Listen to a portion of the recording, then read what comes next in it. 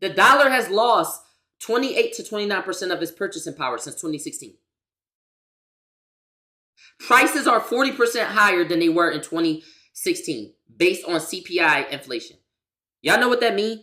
That means something that used to cost $1 is $1.40 now. In 10 years, it went up. But that's not the only bad thing. $1 is worth 29% less. 100% of $1 is $1. $1 is worth 70 cents now. What the I'm trying to tell y'all.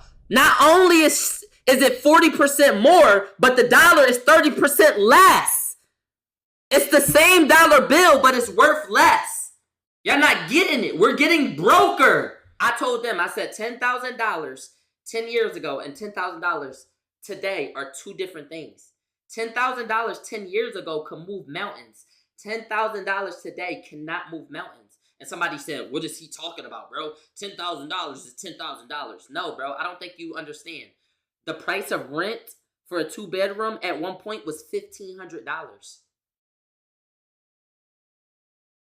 Before it was $1,500, it was $1,000. You could get a 2-bedroom house and live for $1,000 a day. $10,000 would have paid your rent for 10 months. $10,000 cannot pay your rent for 10 months today. Do you understand? To get 2+ bedrooms today is $2,000 plus. 2, 4, 6, 8, 10. That only gets you half of the months it used to get you. But the dollar bill is still the dollar bill. The 5 is still the 5. The 10 is still the 10. But the prices are out of there. And like somebody in chat said, no wage increase. That means whatever your minimum wage is for a regular job, 9 to 5, it didn't go up. If anything, it went down. It's not, oh, y'all make $8, y'all make $7.25. We're going to raise it to 10. Or you in LA, so it's like, yo, it was 10, then we raising it to 20. Nah. It's still 10. It's still 8. It's still $7.25. They're f***ing us. We got to lock in. So now you growing up carelessly and you never know these facts, but I'm going to translate it for you. So when I tell you that $10,000 today and $10,000 tomorrow, $10,000 today and $10,000 10 years ago is separate, you're going to be like, oh, it's just 10 years. But no, bro. 2016 was our favorite year. Everybody like to say, yo, that's when Uzi was popping. PNB Rock was out. Everybody, Cardi was prime Cardi. That's when life was lit. No, that's when life was cheap. Cardi. That's when you can pay your rent. That's why 2016 was lit. Because you can have a 2-bedroom house and move out of your mom's house affordably. Now you're looking at it like, how the fuck I'm supposed to do that? You don't even see a vision out of your mom's house now. It's crazy. We live in a place where you need to roommate up with people, a.k.a. split the bill. You have to split the bill. Because if y'all don't split the bill, y'all not going to have nowhere to stay. So damn near, we used to get our own crib, but damn near, y'all room renting now at this point. Y'all room renting. In 2026, you have to room rent. I get this room, you get this room, and you get this room, and we split it by 3 to afford the one bill. Nobody ever asks, why do people have to roommate? They said, well, it's more convenient to do that, so we're just going to do it. Nobody ever asks, damn, bro, why can't I get my own crib in America? Weird. And don't get me started if you live in New York and LA, and it's like, you definitely roommating.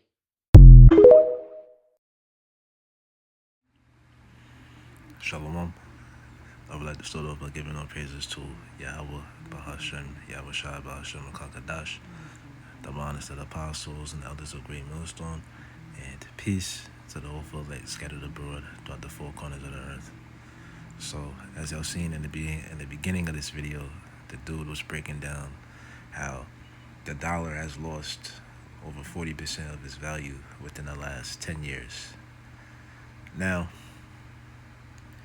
the dollar was officially taken off the gold standard internationally in 1971.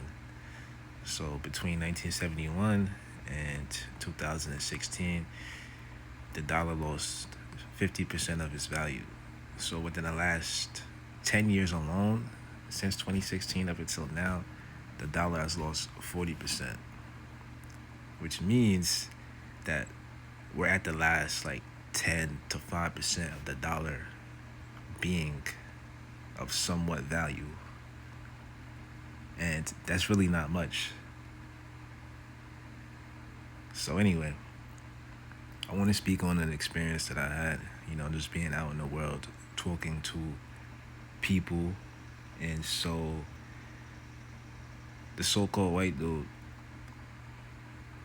he was trying to school me on finances and investments. And so we all know how financial literacy isn't taught in the so-called black community. However, what you don't know, you can't feel bad for or be blamed for. You know what I'm saying? Because if that's the case, we should all feel bad about folding on Bitcoin back in 2011 or 2012 when it was cheap. But the guy that I was talking to was saying to invest your money, buy stocks, and he was saying how one of his first investments was back in the 80s, the early 80s when he bought a house. And back then, you could say that a house was an investment because it wasn't like how it is now where the price of a starter home or any home is ridiculously high. At this point, the cost of a home is really reflecting inflation. It's not the value of the house going up, it's the value of the dollar going down. But I guess that's another topic. But yeah, dude, he was saying to invest your money and buy stocks. And he was saying his strategy was putting $25 a month into a stock, and that's basically buying like a fraction of it. And you do that over the course of years, you have some money saved up, a lump sum. And so he did that with all of his children, and he did that for like over 25 years, But that was then, and this is now. You do that now, it's just like, it's pointless. Because I don't see this system lasting much longer. The dollar is almost worthless now, and it's to the point where they're going to have to reset it. We're going to have to go under a different system. So most people, they're not really sound when it comes to investing their money. You know what I'm saying? Like I said, especially in the so-called black community, people are ignorant to that. They're not taught to open up a stock account, add money into it, and then when you get a certain age, you'll be set up, My fallback plan, or my quote-unquote retirement plan, is really seeing the downfall of the system, because I just know there's nothing here for me personally. Here in this system, this capitalist system, we're slaves. Not literally percents, but we might as well be, because the taxes is so high, the cost of living is so high. You know what I mean? And that's how you can really tell the state of a society. I say that all the time. When you just look at the cost of living, there's no reason why a studio department, depending on what state you live in, there's no reason why it should cost over $2,000 or about $2,000 a month. That's crazy. And so it's no wonder why people are walking around miserable, or they ready to crash out. So with that being said, let me read the scripture. This is James 5:1. Go to now, ye rich men, weep and howl for your miseries that shall come upon you. Your riches are corrupted, and your garments are moth-eaten. Your gold and silver is cankered, and the rest of them shall be a witness against you. Ye shall eat your flesh as it were fire. Ye have heaped treasure together for the last days. So, some people may have started investing earlier in their life, but none of that's really going to matter once Judgment Day comes. Especially for the super rich. They're the ones that are going to get it the worst, and they're going to feel the most miserable, because how can you go from the top all the way to the bottom? Here it is. You have all these riches and access to resources, yet what did you do to help people? You used your resources and power, if anything, to make people's lives even more miserable, because that's capitalism in essence. Somebody has to take the L while somebody is reaping all the benefits of being on top of the pyramid. So all this is about to change. And it has to, man, because right now things is out of order. Like the cost of living is just like unsustainable. Look at these gas prices. The average around the country is $5 a gallon. So imagine you living somewhere in like a dirt road town somewhere in middle America, or somewhere in the sticks, and you pay $5 a gallon. The nearest grocery store is 20 miles away from you. You're gonna feel that even more. And there's less economic opportunities in rural countries or rural parts of the country. So, people like that, they the ones that rely on government assistance. That's why I laugh when so-called whites try to say that so-called blacks are the ones that are the biggest recipients of government funds, when that's statistically not the case. But anyway, James 5:4, continuing on. Behold, the hire of the laborers who have reaped down your fields, which is of you kept back by fraud. And that fraud is the debt system that we're under. Continuing on, crieth, and the cries of them which have reaped are entered into the ears of the Lord of Sabaoth. So the Lord hears our pain. Here it is, we can barely afford the basic necessities of life, which is food, water, shelter. Like your dream of buying a house, that doesn't even make sense at this point. If that's what you want out of life, you want to buy a house, get a wife, start a family, good luck with that, because the American dream has gotten too expensive. And me personally, I say this all the time. The whole point of America is to flex or be into materialism. Because if you just come here to be regular at this point and live a regular life, you might as well have just stayed in your country. Because when you come here, you're just going to be working 40 hours, 50, 60 hours a week, and then barely have any time to yourself. You're going to be tired. You're going to be wearing yourself out. Your health is going to deteriorate. What's the point of that? For all your money to go towards bills. But if you can get to a point where you have some money and you can afford nice things, you can afford a roof over your head, you can have that, and however way you can. In the eyes of people in society, you're doing well. You're doing well. Because, most people, they just care about how they're perceived by the world. But when you look under the hood, you don't know that they may be living with a roommate. They're over there affording that nice apartment somewhere in Brooklyn or Manhattan. But they got a roommate and they splitting the rent. You see what I mean? So, it's going back to what I said. Or what I always say, people are surviving and just trying to finesse. And some people are even crashing out. Doing things that's against the law. Maybe sticking up a store or maybe a bank, or doing illegal activities.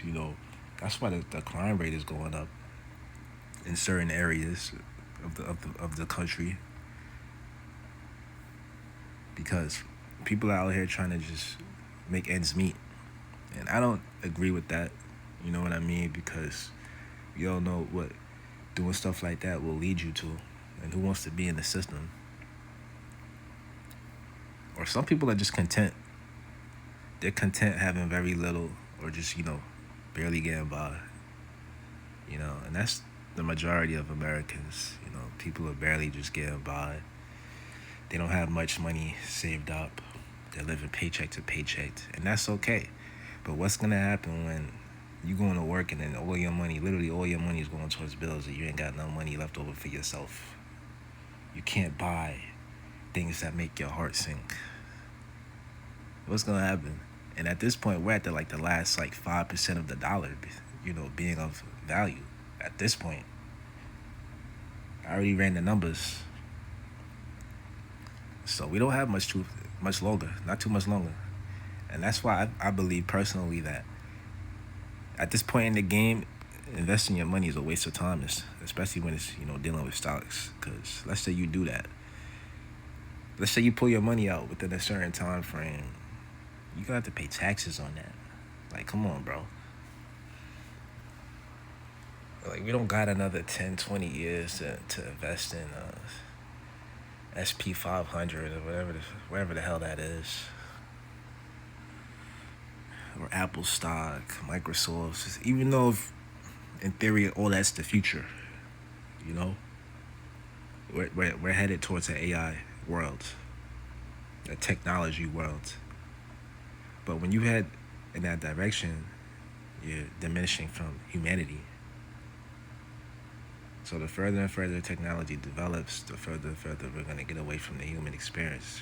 Not interacting with one another, not building bonds or relationships. Because people are going to be heavy relied on technology. And we see it today. You go out in public, people got their phones in their hands with their neck down, staring at their phones. People don't really interact with one another like that. But if you do desire that connection, you gotta find yourself a niche community. People that are into what you're into, whether it be a specific sport, whether it be a specific way of life, maybe gardening, foraging. What else is out there? Obviously, we got sports. You got niche communities, and you even have degenerate niche communities. You have people that go out there to the club, hookah lounges, and they party till 2 a.m. You don't want to be like that. You don't want to be around people like that. So it's just getting harder and harder to pair with people and have that quote unquote human experience. Especially when it comes to perhaps finding a wife or trying to build a family, because unfortunately women are naturally hypergamous, so they're gonna look at your dollars and your investments and how you're having it. So if you're not doing too well financially, or if you can't afford their lifestyle, or you can't afford to provide experiences for them, they're gonna look onward to the next man that can. And that's why people chase after money so much in this society, because money is power to some degree. But since I said that, that leads me to my next scripture, Ecclesiastes 7:14. In the day of prosperity, be joyful, but in the day of adversity, consider God also has set the one over against the other, to the end that man should find nothing after him. So when you up, don't let it go to your head, because the same way that the Most High can give you money, it's the same way that he can bring you down to where you lost it all, and you sitting there asking yourself how you even got to that point. So that's why it's good to stay even killed, or if you want to be in the sense of social economic status. I guess that would make you middle class if you're even killed. But can we really say that the middle class is like expanding? If anything, the middle class is diminishing. It's decreasing. They're trying to collapse the middle class. You know, it's getting to the point where it's like you're either rich or you're broke. Especially when you go out in major cities. Go to any major city in the country in America, and you're gonna see people that are living ridiculously good, doing well for themselves, and then you go down to the hood, you're gonna see people living off government assistance. They're gonna be littering in the neighborhood. The neighborhood is gonna be dirty. It's gonna be an eyesore. People are gonna be hanging out in the streets, drowning their sorrows in liquor. You know, stuff like that. So, and that could be like right down the street or a couple blocks away from a rich neighborhood. You see what I mean? So the rich, their intent isn't to help the poor. And the scriptures speak about that. So let me see if I can find.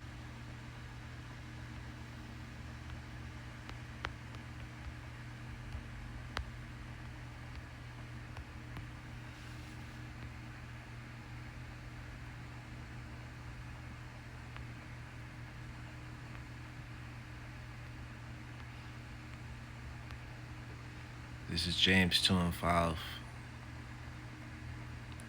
Hearken, my beloved brethren, has not the Most High chosen the poor of this world, rich in faith, and heirs of the kingdom which he has promised them that love him?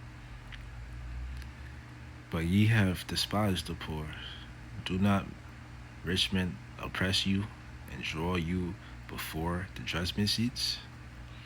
And that's exactly what you see in society. The rich looking down on the poor and the rich oppressing the poor. Whether it be through economic tactics such as redlining, or even in this man's court system. You know, here it is, you could barely afford to live. So what some people might do is start taking drastic measures, you know, breaking the law, and they might wind up in jail or in the white man's court system. And you know, all odds is against you once you reach that point, especially if you have a public defender, and depending on what the nature of your crime is. So really, crime don't pay. You know, it's just best to just stay humble, stay meek, and just be out the way. You know, because we got next. You know, we're gonna come up at some point. So we just gotta wait and be patient.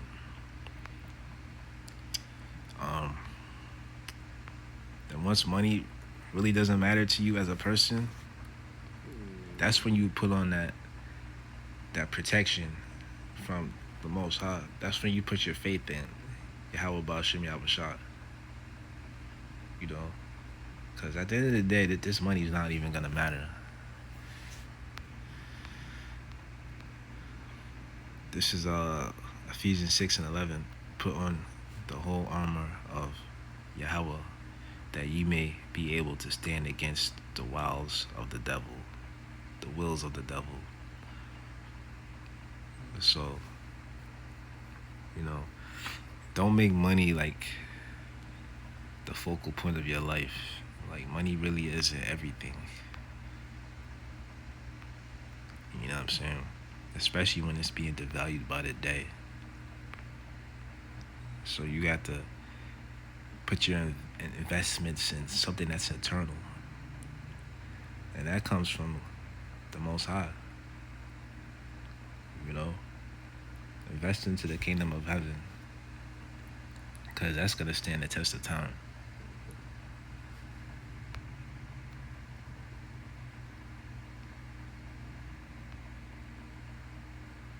trying to read up more on Ecclesiastes 7, chapter 7. Yeah, like, see, I'll start off at verse 11. Ecclesiastes 7 and 11. Wisdom is good with an inheritance. And yeah, if you know what to do with your money and you got time, then things is gonna be looking good for you financially. Continuing on, and by it there is profit to them that see the sun, and that goes in the time. But we're at the point where we're almost out of time. Again, I don't see this system prolonging much longer. Like, we're not gonna be here another 10, 20, 30 years. Hell no.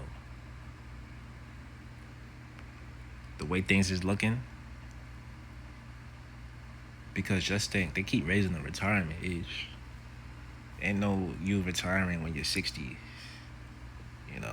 I see people all the time in public. They be old as hell. In their 70s even. And they still working. And you ask them when they're gonna retire, they don't even have a straight answer. Because they can't afford to retire in America. Because how could you when the cost of living keeps going up? You really can't beat inflation. And that should really be the point of this video. You can't fight the future. We're at the valley of despair.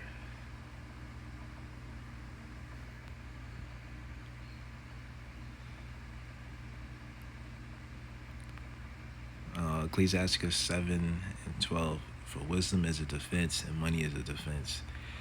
But the excellency of knowledge is that wisdom gives his life to them that have it. So yeah, it's good to have money. It's a defense. When your car breaks down, it's good to be able to afford to fix it. You know what I'm saying? Or when you get sick, it's good to have money to afford going to the doctor. But when you have wisdom, you can't put a price on that. You know what I'm saying? Because here it is, the world is about to come crashing down. Yet you have somebody like myself or others that are walking in this faith, and they're witnessing the downfall of this man's system. We're all witnessing it. And we have that wisdom to decipher what we're seeing. We get the vision. You know what I mean? And so, as the world is crashing down, we're just sitting back, relaxing and cooling. We're not panicking. We're not sitting here having regrets about not investing our money 10, 20 years ago into stocks. You know what I'm saying? Because what you don't know, you can't feel bad about. You can't feel like the blame is on your shoulders. You know what I'm saying? But what we are looking forward to is the downfall of this system, because that's when we're able to live life the way it should be. Living off the land and not the men, not paying taxes, not slaving away at the job for 40 hours. Some people work more than that. Some people have 2, 3 jobs just to make ends meet. That's not a life to live, man. That's terrible. Just for all your money to go towards bills. So really, you can make the argument that we live in worse than where we were in cattle slavery over 400 years ago. Because at least then, you was working for what you have. You was working for free, but you wasn't working for free. You was keeping what you worked for, I guess you could say. You got your roof over your head. You got your meals throughout the day, and that's what you was working for. But now we're under financial captivity, where you got to go out into the world and compete for a job, trade your time for money, and then all your money that you traded your time for goes towards bills. And we're getting to the point where there's not much margin. You're not saving much money these days. So the system's about to collapse. We're at that point. So with that, Actually, let me continue on. Let me finish this. Ecclesiastes 7 and 13. Consider the work of the Most High, for who can make that straight which he has made crooked? So, ain't no way out of this. There's no politician, anybody that's going to devise a scheme to get us back to the good old days, the so-called good old days. Like, nah, that's over with. And if somebody does pose as that, it's what it is. It's a facade. They're posers. Posing as the savior. So we're living in a point where nothing is really what it seems. You gotta be able to read it between the lines. Don't be getting your news or information off mainstream media. Like, nah, you gotta go underground with it. You gotta do your own research, and then you'll see the state of the world. Because there's a reason why the average person out there is delusional, or they don't see the writing on the wall with what's coming to America. Some people really still believe that we're gonna be here for years and years and generations to come, and that there's a future. Some people still believe that, but the truth is, I mean, this place is destined for collapse. You know what I mean? And I'm a proponent of getting the hell out of here if you can, if you got the finances or the resources. If the situation is right for you, and a lot of people are doing that. We're seeing the numbers rise in Americans living abroad. You know what I'm saying? So it's like, what's the hell is the point of staying there if you're not having it? If you're just struggling. Because the whole point of America, the whole point is for you to make money and to be involved in consumerism. And if you can't do that when you come here, then what's the point of staying here? So with that, I hope y'all found this video edifying. Peace.